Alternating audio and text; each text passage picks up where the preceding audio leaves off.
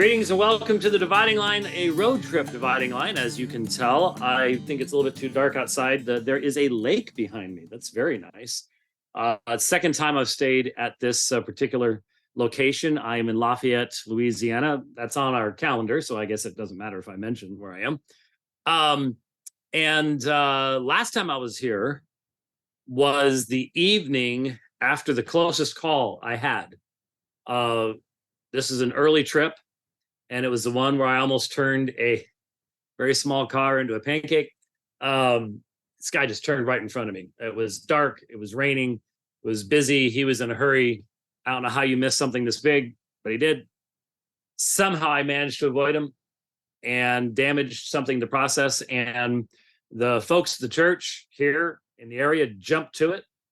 And while I was at the church speaking, there was a guy sitting here fixing this unit and did a good job. Did a better job than another place we had at. So it has positive memories for me. The folks in Louisiana are kind, and I've already experienced that kindness even this evening, this afternoon, once I got here. Now, I do notice that I think I could throw a rock and hit I-10 from here. So it is a constant roar. It is the song of the KOA campground. If I sat outside at the park bench, or the little benches they provide to you, I would have to yell at whoever was sitting across the way, "Isn't this relaxing?" I have been to a few KOAs that were just out in the boonies, but they are rare. The ones I've been at, like this, right next to the freeway. I don't think there's a train track nearby, or an airport. So only got one of the three. But when you're literally, I'm looking right now, I can read the on the sides of the trucks. I can read, what carrier they are and stuff like that from right here. So I could throw a rock. That's how close we are. So, you said, didn't that keep you up all night? Not anymore. Not anymore. Which leads us to our first topic. And maybe it's the first thing I should do before we get to all the other things. We have always stunk at raising funds. And obviously, I think there's something good about that. I've always felt that doing apologetics meant that since we're not a church and we're not taking the place of the church, we're here to be of assistance to the church. That there's a kind of integrity that's needed there. And I'm not saying that those people who do, I've mentioned before, I've seen other ministries and their fundraising paraphernalia, shall we say, and it's impressive. That's a pretty bright, as it's getting darker and darker. Yeah, okay. Now I will not have a migraine headache by the end of the evening. It's whew. And I actually have skin tone now. I look like a human being. Yay. He's not albino anymore. Still white beard, but not albino. Anyway, there needs to be integrity in how we do things. This is our 40th year. We will celebrate 40 years in just a matter of months. 40 years of ministry. There are not many apologetics ministries that have been around for 40 years.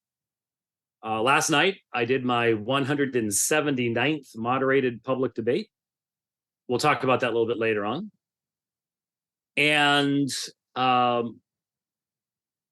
it's an exciting time. It's a time to be really thankful for all that God has done. And as most of you know, we have made the decision, and I haven't gone into all the reasons, but we have made the decision that instead of globe hopping, as I did from, really, I did my first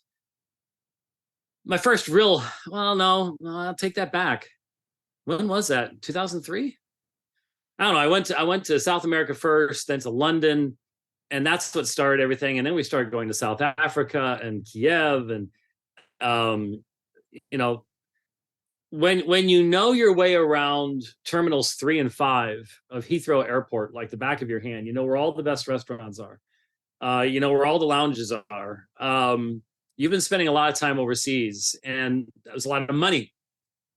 Those tickets are not cheap.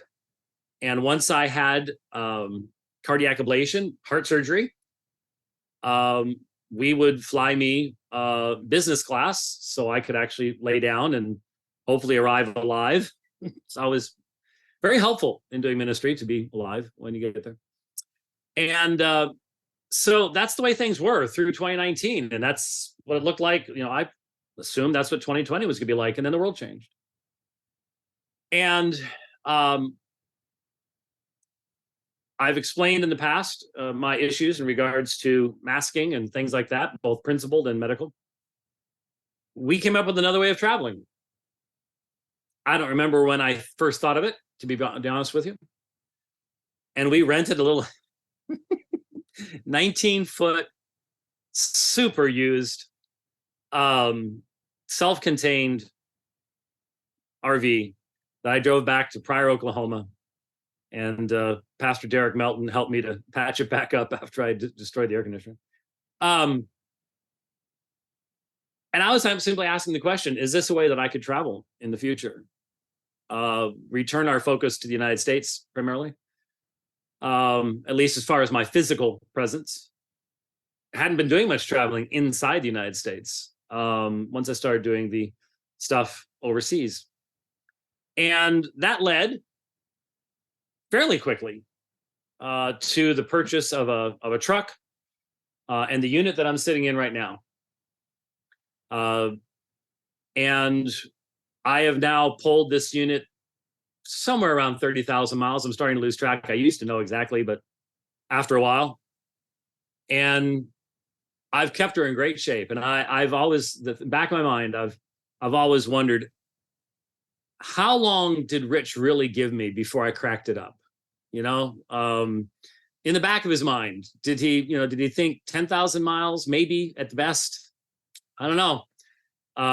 But so far, so good. And it's not that I haven't had close calls. There things happen on the roads, believe you me.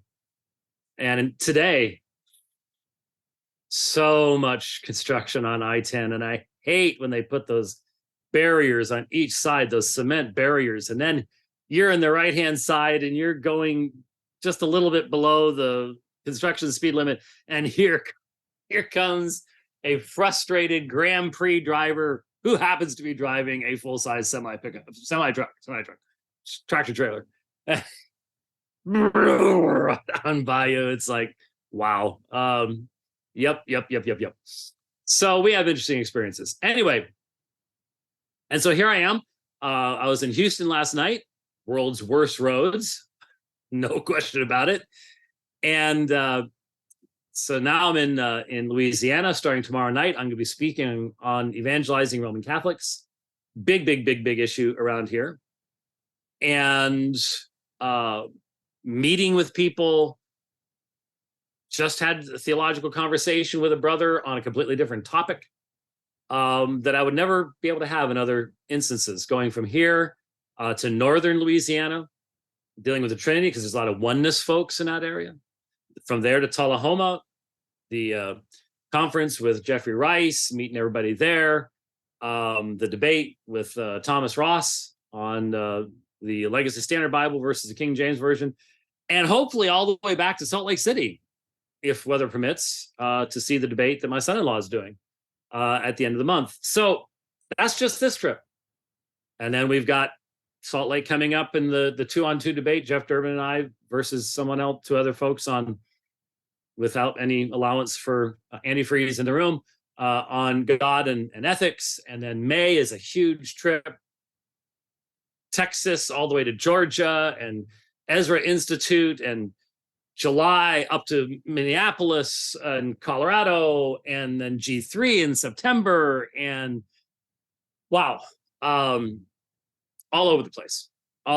And I'm looking forward to it. Great opportunities.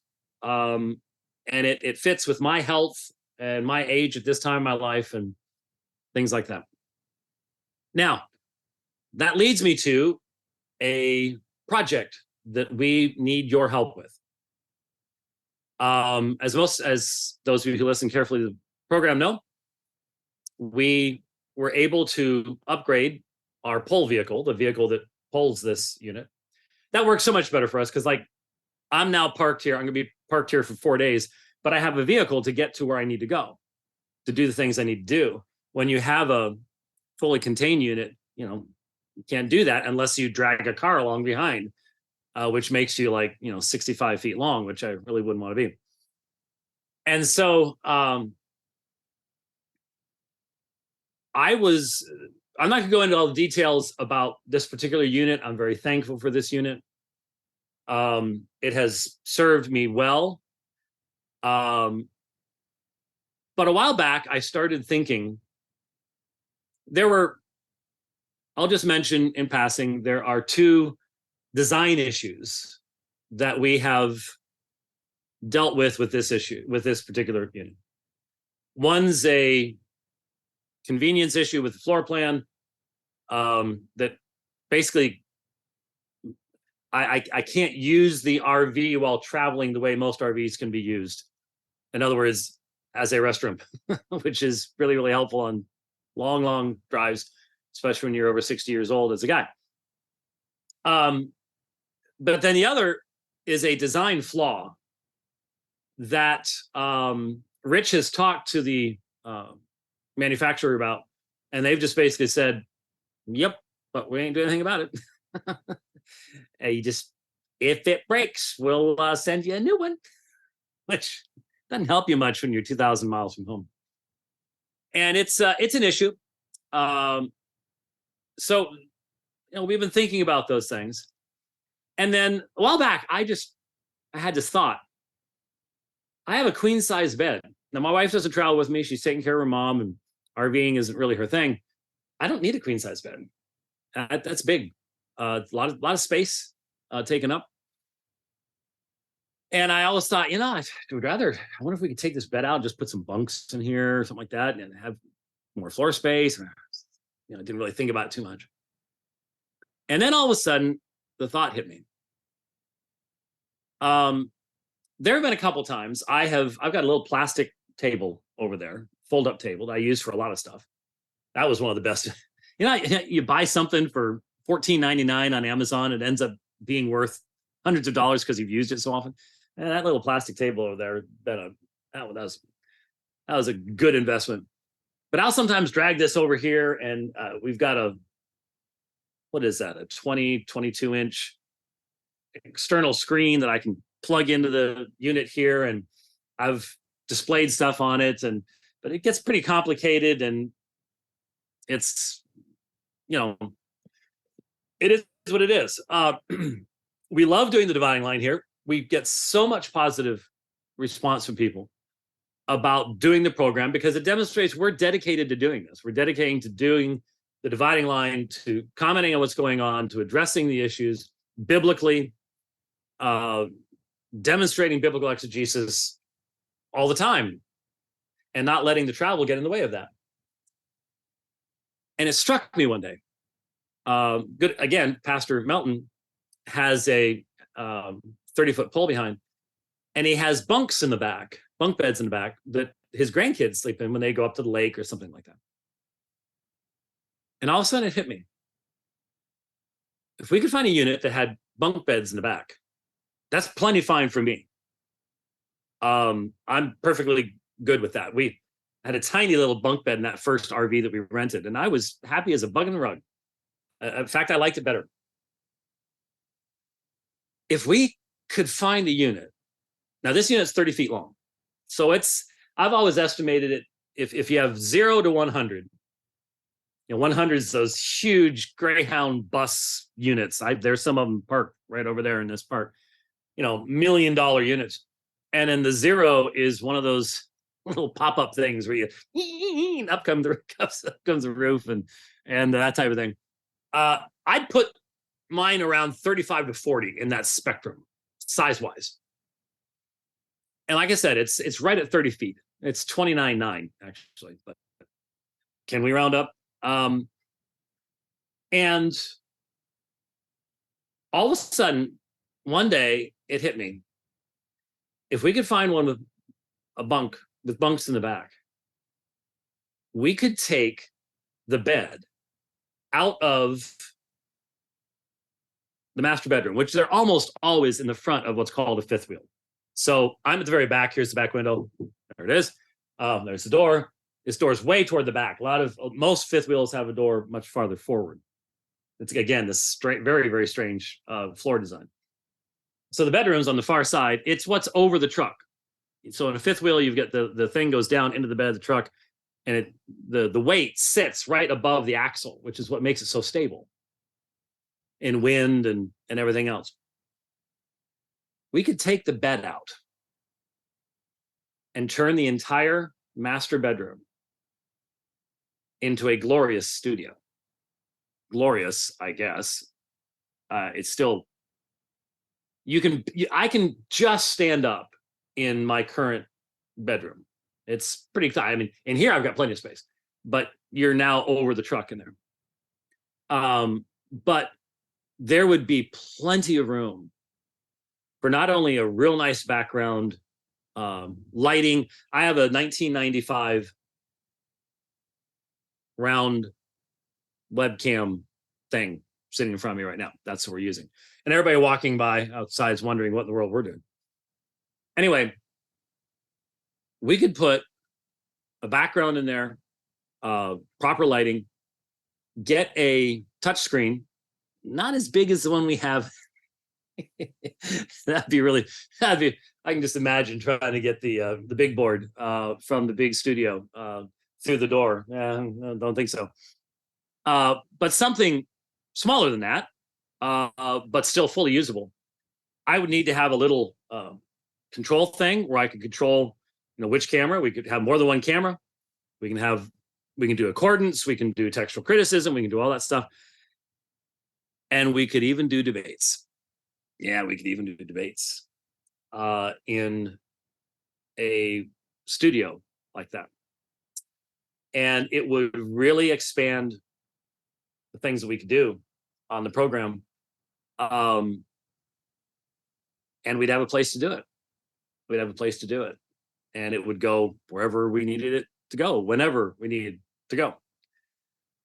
So I put all that together and I go, well, we've got some safety concerns right now, and we could change that, and we could have the Divine Line studio. And yeah, that would really expand what we can do.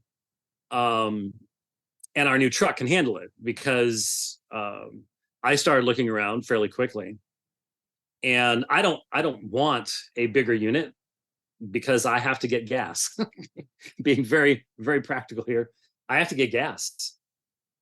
And I can go through the truck lanes, but it means you're going to be there for a long, long time. It's a major time commitment. And so I've actually never done that. I have always managed to find a way to get this thing to the pumps where all the other cars are. And that ain't easy. And if you add any distance, any length, it makes it even less easy. And so I found a unit. It was the first unit I found. I sat here going, I've been in a lot of RV parks now. What do I see a lot of? What's popular out here? And so I picked a particular brand, and I went to the website and I started looking and looking and looking. And lo and behold, I found a unit very, very similar to this, size-wise, but it has bunk beds in the back. It's 4 feet longer than this one. It's only 4 feet. So in reality, since a bunk bed's longer than 4 feet, I will have less open space in that unit than I would have in this unit. And that's fine with me. That's cool. This has a lot of open space in it. And so I'm sitting there going, wow, there is a lot that can be done there. There is a lot that can be done there. And I'm not predicting that, I mean, I've said to a number of people, they've said to me, that's interesting what you're doing, you know, and they just got back from flying someplace, and you know, they had to stand in line because their flight got canceled for 6 hours and that kind of stuff. And they're sort of like, well, it sounds pretty nice what you're doing. Like, tell you what, when you decide, look me up. I'll hook you up and I'll tell you what you need, how to do it effectively. I've definitely learned over the past coming up on 2 years now. And so Rich has activated a option on the donate button at aomin.org.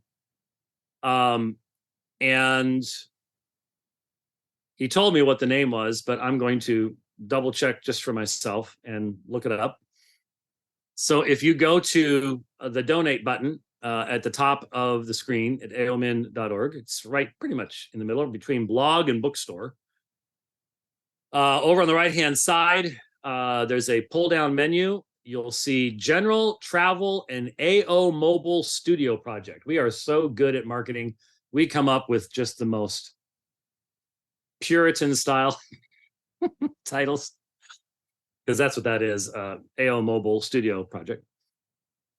And so as part of our 40th anniversary, we want to keep doing this. We want to keep getting out into the churches and taking on the tough topics. Could we at least admit last night's topic was not a topic you would have. Let's put it this way. 40 years ago, never crossed my mind I would ever be standing in a large Lutheran church in Houston, Texas, debating the topic, what is marriage? That was not on our bingo card in 1983. Never crossed my mind. But the need is there and the opportunities are there. And so we're just reaching out to our people and saying, look, we fully understand that, you know, a lot of people are struggling right now. Some of you, to be honest with you, are in jobs and in industries where all of a sudden you're making bank. And it's just because of the way things are. And I know some people that could by themselves take care of this whole thing. Because right now, the RV market is flooded and prices are low. What that also means is we'll get almost nothing for this as far as trade-in value goes. It's in great shape, taking great care of it, but it's used. And when you have a glutted new market, there ain't much, you know, the other way. And so we're just coming to you and saying, if you enjoy this program and you enjoy the fact that it keeps coming to you, and you enjoy seeing that we're on the road doing the things we're supposed to be doing, next week, debating Thomas Ross, going up to Salt Lake City for the debate in April, all that kind of neat, fun stuff, going out to G3 in September, then please consider if it's something that you would be able to help us with, being able to come up with the money to make this switch and pray that we find the right unit. I mean, it's one thing to find it on the screen. Rich sent me a graphic, but we may look at it in the future, but I've already described it for you. I mean, there's bunk beds in the back. There's a bedroom in the front. We're going to change the bedroom into a studio. They're only so long. Like I said, this one's 34 feet long, and which I can handle. I can handle. I'm going to have to be careful, but I can handle it. I've come close a few times, but I take special pride. I basically I want to see how long I can go in making Rich astonished that I haven't destroyed something yet. Because when we first started doing this, you know what? He had all the expertise. You know why? Because he pulled a boat once. And one summer he was in a self-contained RV, driving around the United States, but he wasn't doing. I don't think he was doing the driving. I think he was younger at that time. That was all we had. And so I am taking some level of pride in the fact that I have not destroyed either of 2 trucks or 1 RV unit so far. And I'm very thankful for that. So anyways, so there's our big fundraising thing. And, if I were Bob Larson, I could guilt all of you into putting yourselves in debt. He almost did that to me back in the 1980s. He really, really did. He tried to convince everybody that the whole kingdom of God was going to come falling apart if you didn't give money to Bob Larson. I'm not saying that, and that ain't true. It's just the reality. But we have very generous folks out there, and so we're putting it out there. If you go to donate at aomin.org and look at the pull down menu, AO Mobile Studio Project, you'll find it there. And if you would like to bless us in that way, then please do so, and we'll let you know what's going on with that as things develop. So there you go. Like I said, neither Rich or I are fundraising folks. I have a friend who used to sell for IBM. I should have just hired him to do this, because he would come up with all sorts of stuff and do it in a really classy way, I'm sure. But we are who we are, and that's probably why you're watching this program anyways. All right, let's talk about last night, and let me do something real quick. I forgot my drink.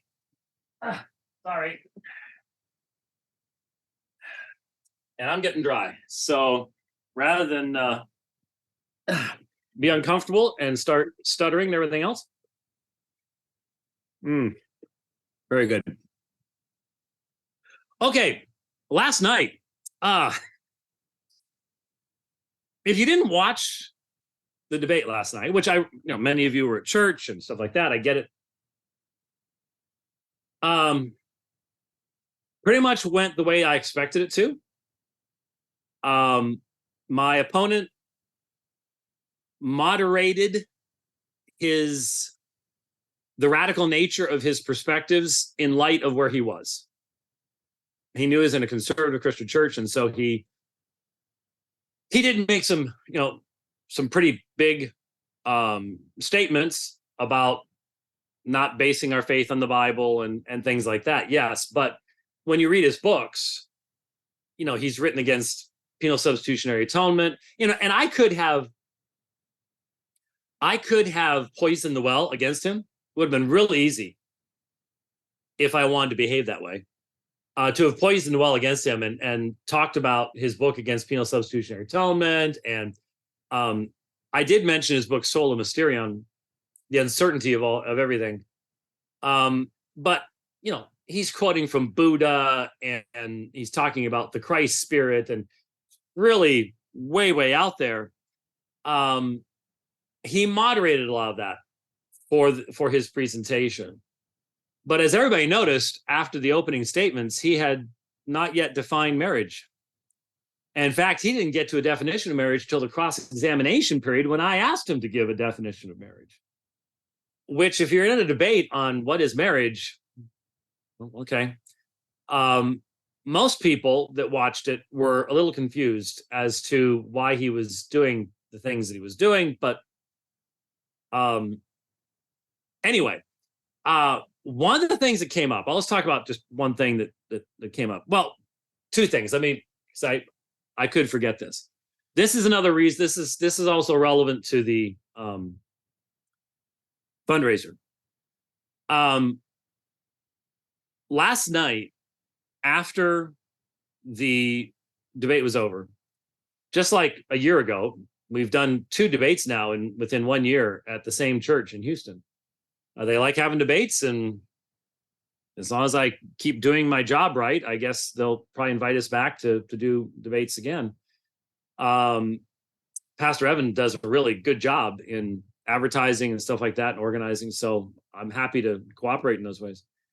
Anyway, last year and this year, we go over to a side room outside the sanctuary after the debate, and a big old long line forms, sort of like at G3 and other places where I greet people, and they have the signed books, and we tell everybody, okay, everybody, look, it's your job. When you're the next in line after the person is talking to me, they will hand you their phone to take the picture. Okay, so you need to know how to take a picture of the person in front of you's phone. It's just how it works. Now G3, Josh does that. At least he did last year, or maybe it was the year before, whatever it was. We have a guy that just stands there and says, "I'll take it. Okay, I'll take it. I'm good. Okay." And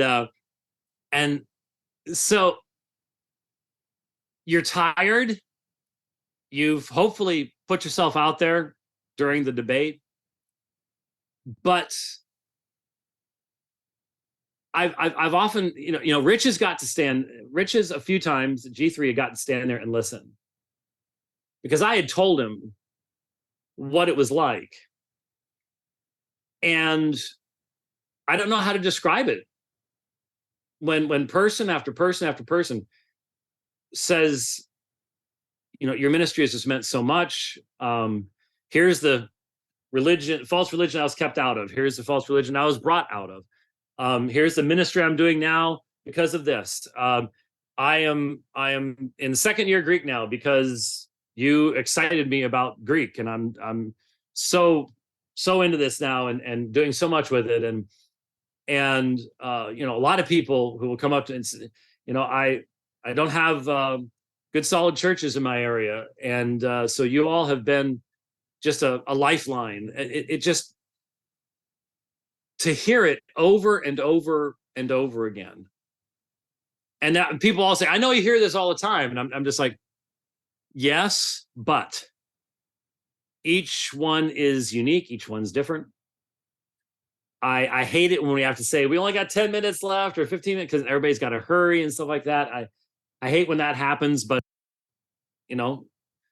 this was only last night in Houston. Now I'm in Lafayette, Louisiana. You got to get to bed, got to be able to sleep, got to be awake enough to drive, but it's so encouraging to hear those stories, and it's so amazing, because I know in 1983 I never ever dreamed. All we were thinking about was witnessing to Mormon missionaries. That was all we had. That was all we were thinking about. The Lord had so much more in plan. So those of you who last night stood there in line, and I do want to especially thank Rudy Jabori, not only for giving me a ride to dinner the night before, but he and his family were there to the very bitter end. It was pretty late. It's well after 10 o'clock. And he was sort of keeping my back in case there were some bad guys and stuff like that.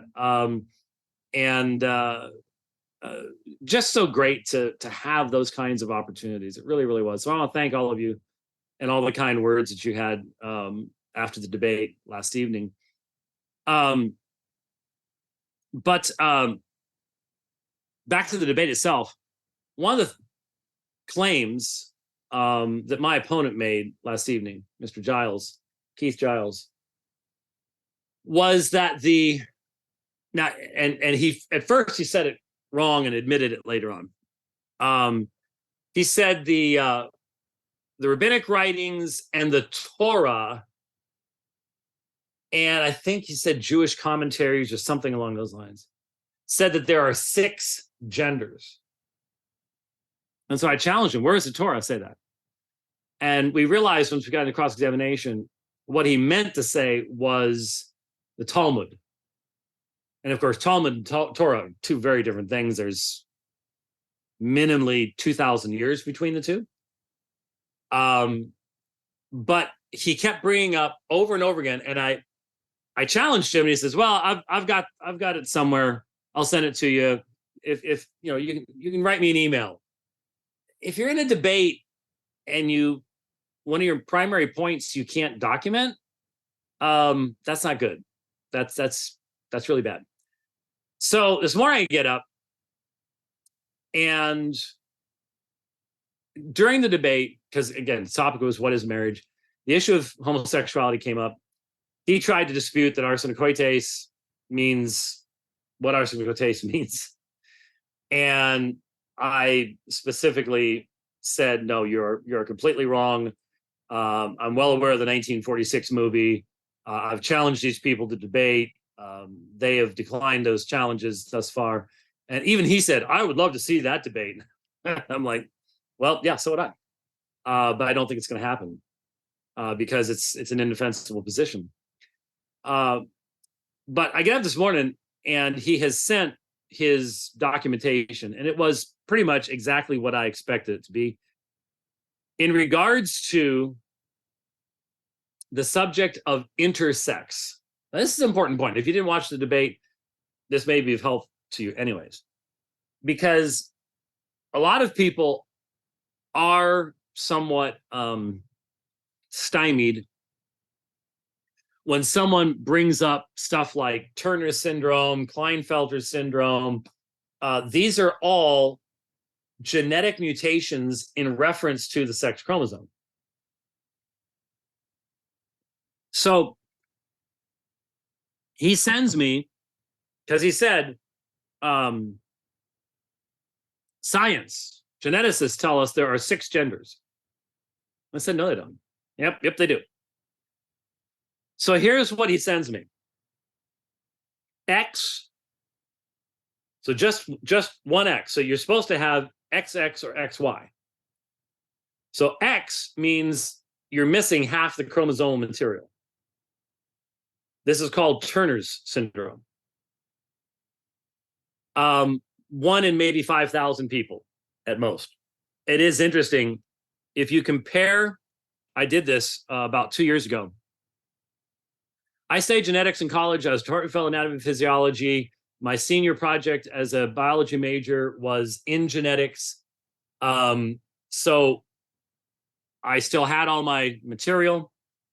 And it's fascinating to go back to my material back then and now look online, and the inflation of the numbers, the projected numbers of people who had these genetic mutations back in the 1980s, much lower than it is now. It's inflated today. Now, why do you think they would do that? Think about it. But Turner syndrome, just X. Then you have XX, female, XY, male. Then you have XXY, no more than 1 in 1,000. That's Klinefelter syndrome. XYY and XXXY, which you can tell that is a reduplication error where you have an XX female, XY male, but they didn't separate. And so you have maybe 1 in 50,000 that have that. And so that's 6. And he called these 6 genders. No one in my genetics class called those genders. Those were syndromes and mutations. And you can go to other of the chromosomes, and there are all sorts of identified, we've mapped the whole genome now, identified syndromes and conditions that are related to mutations. They are deleterious. They are not good for you. Very frequently, they lead to death. Very frequently, they lead to an inability to have children, to reproduce. They lead to physical abnormalities in the person that has them. They are diseases. They are genetic mutational diseases. But now they're genders. What happened? They're genders now. 6 genders. No, there's 2 genders and 4 major genetic mutations that can happen with that one particular chromosome. That's all that is. Those aren't genders. I don't see XX, XY, free spirit, 2 spirit, or something else. It's just, But that's what he sent me. That's what he sent me. And then this morning on Twitter, I posted, because I wrote to Mike Brown, because he's going, oh, the Jews say this and the Jews say that. Look, you need to understand something. This is important. Amongst people who call themselves Jews today, the majority religious view is atheism. It is. The vast majority of ethnic Jews are either atheistic or agnostic, massively liberal, way on the left. Orthodox Jews are some of the few people left who actually believe that there was someone named Moses, and that what we would call the Tanakh, the Torah, the Nevi'im, and the Ketuvim, is a revelation from God. But it's a small portion. The vast majority of Jews and the vast majority of Jewish rabbis have a significantly lower view of their scriptures than we do. We view Genesis through Malachi, or for them, by the way, it's Genesis and 2 Chronicles. And you go, why? Because they're canons in a different order. It's the same as ours, same number of books, but it's in a different order. And so if you said Genesis to Malachi to them, they wouldn't understand what you're talking about. So you need to be aware of that fact. 2 Chronicles is the last of the books of their Old Testament, but all the rest of them are still in there. Don't worry. We have a vastly higher view of the nature of those writings than the vast majority of Jews, and certainly than Keith Giles. He made that clear in his opening statement. You think Andy Stanley is unhitched from the Old Testament? Yeah, okay. Keith Giles is far more unhitched from the Old Testament than Andy Stanley is, though Andy's trying to catch up at some point. Anyway, so when you hear people saying, well, the Jewish rabbis say this and they would know better than us, really? Have you ever thought that through? Have you ever thought that through? If you're a Jewish rabbi today, you well know what the Christians say about Jesus, right? And you can check out those claims. And you're rejecting the clarity of the testimony of Moses and the prophets to the messiahship of Jesus. But you're going to say they know more about the Old Testament? Excuse me? For the vast majority of rabbis, they view the Old Testament as nothing but historic, human, self-contradictory literature. They have no concern about harmonization. They have no concern about this God speaking.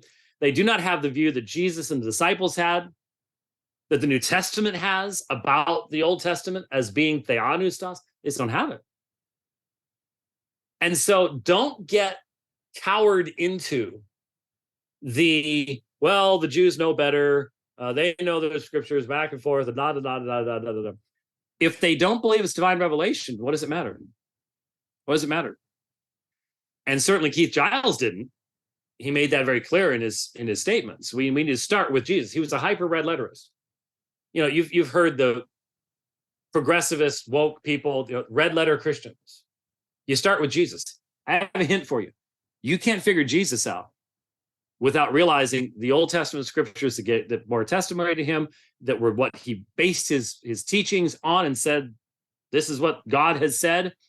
And then the explication of him found in the New Testament scriptures. You can't do it. But he tried to do that. I spent, 5 of my 8-minute rebuttal period taking that argument apart.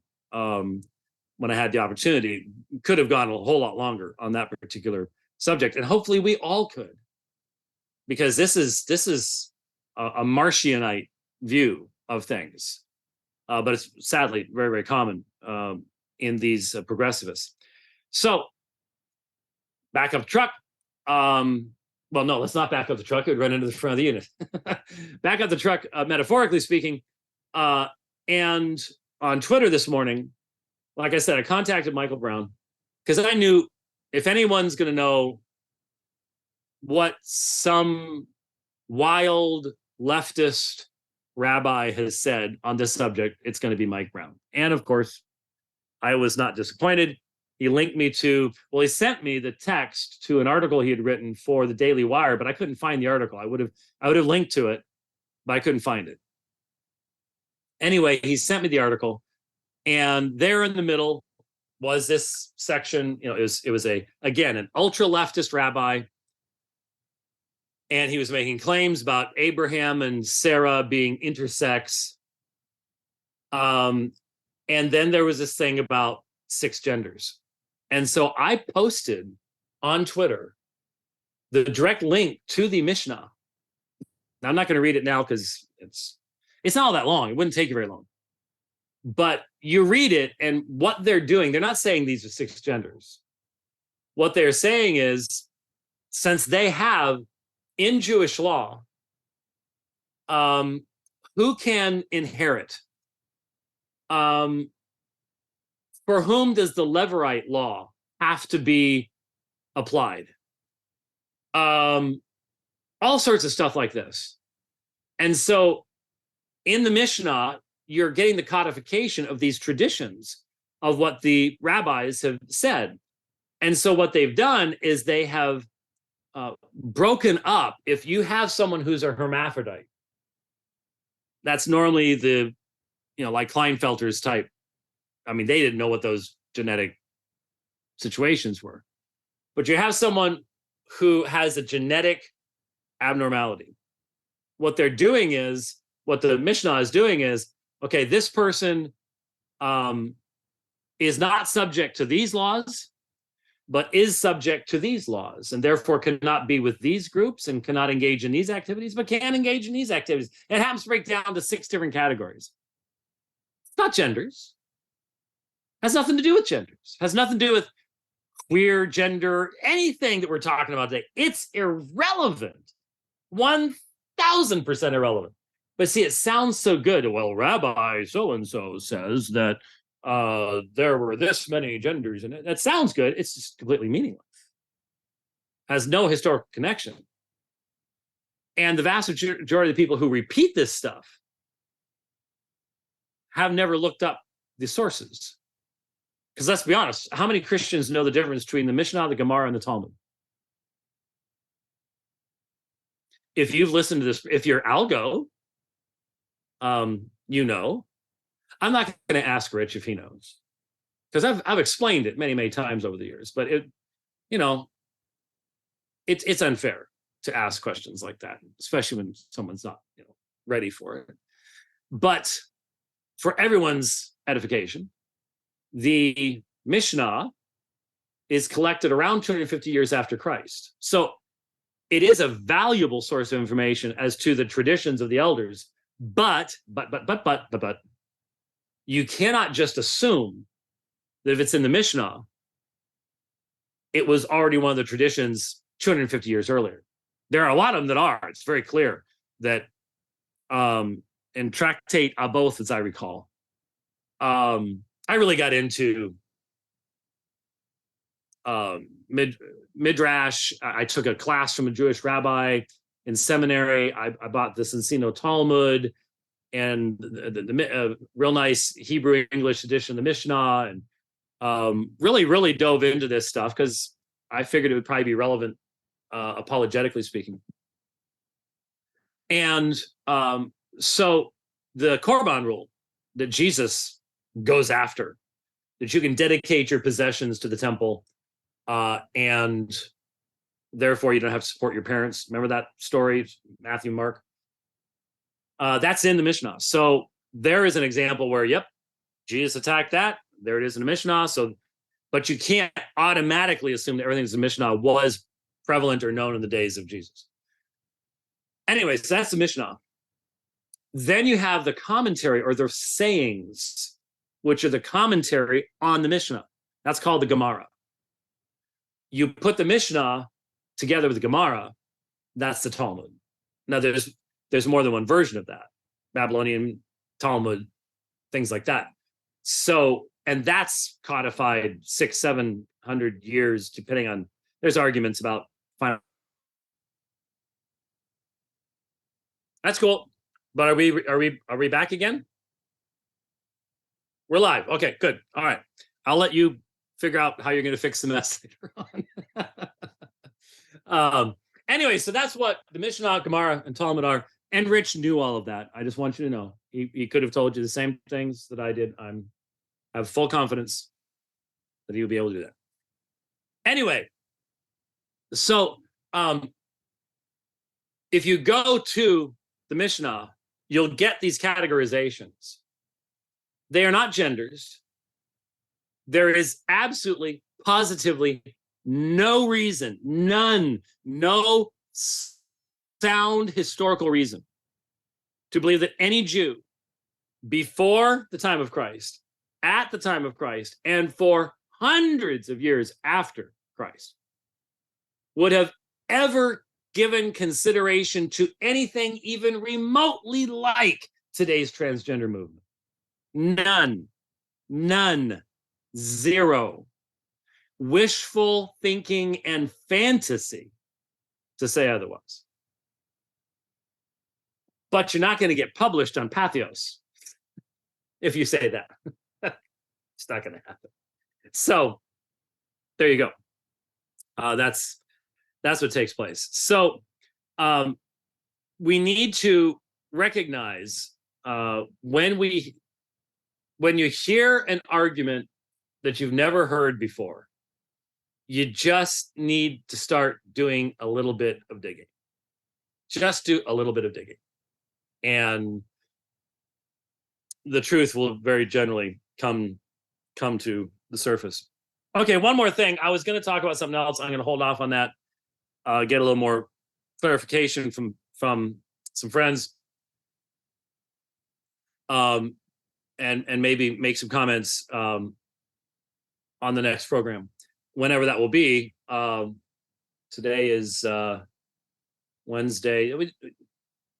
Yeah, we might be able to do. I'm sorry. Yes, today's Thursday. Yeah. And this is the second program this week, isn't it? So we have at least gotten 2 in. I didn't do a driving line. We'll see. Because there's other stuff I want to address. So we may work something out. Okay. But really, really sad news out of England in regards to the Church of England and its collapse on the blessing of same-sex unions. This comes just after a article that I saw. It was posted 8 days ago. The Bishop of Coventry reports member of General Synod to the police for the hate crime of promoting biblical sexual teachings. Well, how can you have any kind of meaningful debate in the Church of England on this subject if the members of your synod are being reported to police for holding to a biblical view of sexuality? It's not overly shocking, then, that the Church of England is capitulating on the entire LGBTQ agenda. So here's my question for my Anglican brothers. And you know who you are. And you know over the years that we've had conversations about what's called the via media. Now, if you know anything about Anglicanism, you know anything about the Church of England, you know anything about Brits, the via media, the middle way, goes back to Elizabeth. And it was the attempt to sort of stop the wars of religion, basically. You know, you've got a Protestant king, all the Catholics get killed. You got a Roman Catholic queen, all the Protestants get killed. So how about we try to compromise? And we follow the middle way, the via media, the middle way. That has been absolutely definitional of what it means to be Anglican, the middle way. But have you noticed anything? Compare. remember Bishop Spong, Episcopalian Bishop Spong, the American version of the Anglican Church. And when I mentioned Bishop Ryle, J.C. Ryle, wrote The Holiness of God, and he's like, I'm not familiar with him. Where does he serve? Was there a via media between Ryle and Spong? No, it hung a hard left.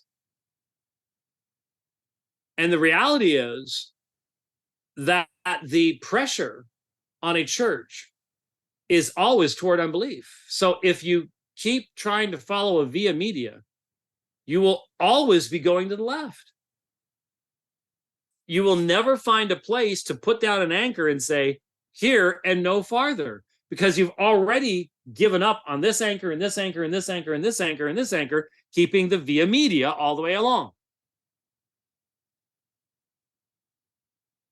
And so, brothers, there's got to come a time when you realize we can't keep doing this. We have compromised on women as bishops and priests and everything else. We've ignored the biblical parameters on all of these things. And now we're collapsing on the most basic definitions of human sexuality. And the Anglicans in Africa, I think, are simply going to say goodbye. And already there have been Anglican split-offs. I think all the Anglicans that have split off ought to get together and go, we sort of outnumber those guys.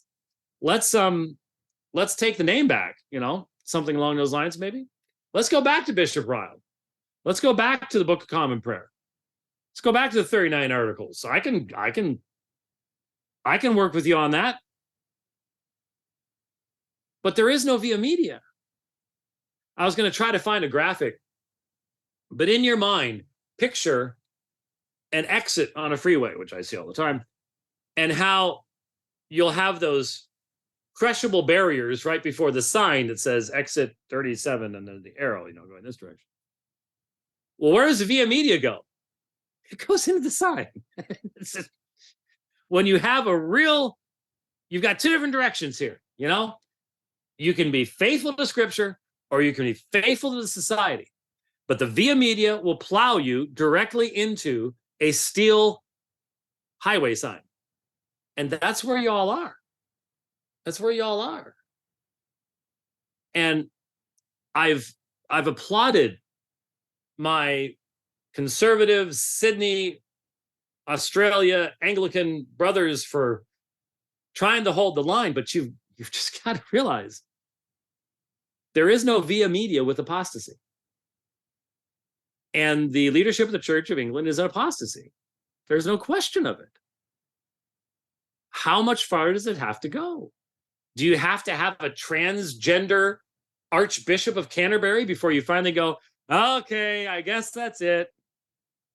Does it really need to go that far? Because you're going to get one a lot sooner than you think at the speed things are going.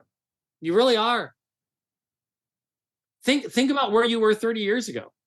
And then ask yourself the question, would you have ever believed that things would be where they are this quickly? And if you're honest, you go, yeah, no, not really. Not really. Okay, so please pray for this weekend. I have been told that we are certainly praying that there will be Roman Catholics coming.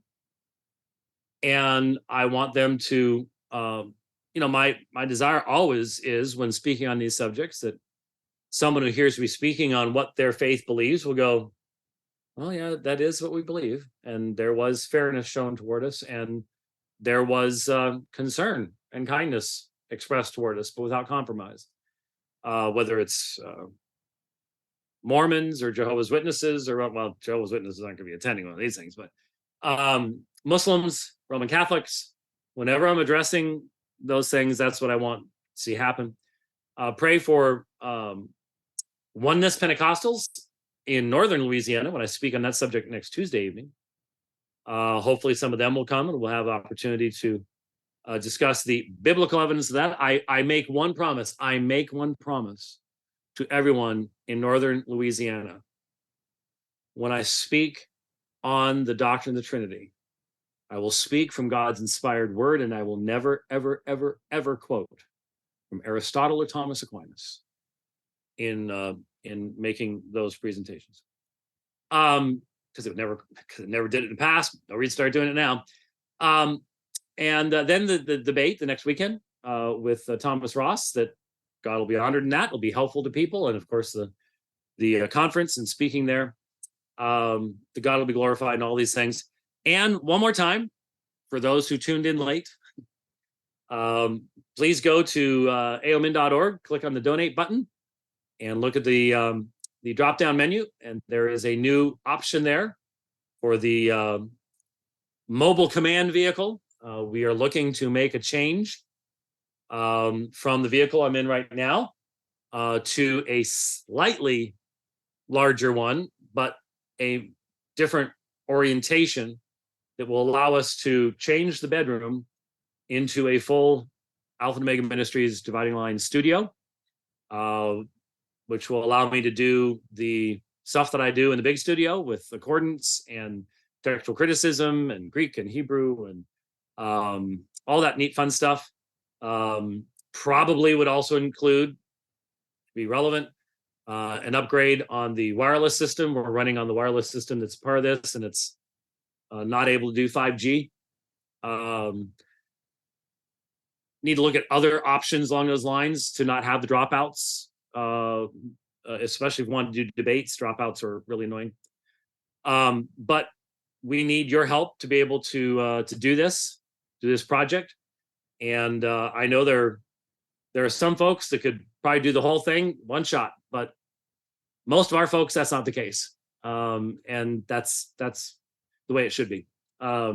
So please pray about that and join with us in putting together that particular project here as quickly as we can, because we've got a very, very busy year ahead of us with all sorts of neat, wonderful opportunities coming our direction. And we want to be fully capable of doing everything we can do to take advantage of those opportunities as they come to us. So thank you very much for joining us on the program today. I don't expect to be able to do a program tomorrow, but we will see what develops. And then, as I said, next week we're back on the road again, and so we'll be able to slide some programs in there as well, and keep doing what we need to do. Thanks for watching the program today. We'll see you next time. God bless.